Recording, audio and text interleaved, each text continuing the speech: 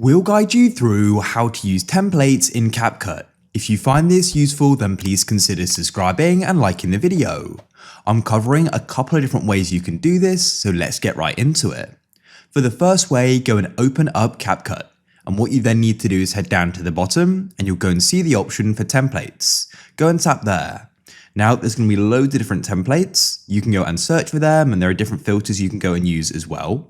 Now when you go and see one you want to use, go and tap on it and you can go to the bottom and tap on use template just like so. Now what you need to do is go and select what you want to go and use.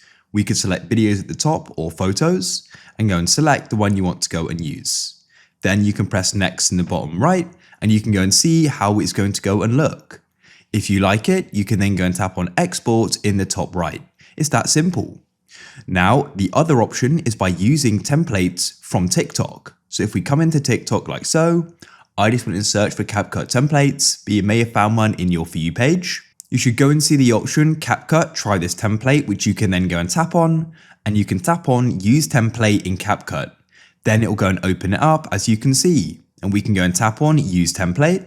And what you can then do is go and select the photos and videos you want to use. I've just done a couple there, but I'd need to do more. You can then press next and you can go and see how it will go and look. After you finish, you could then go and export it.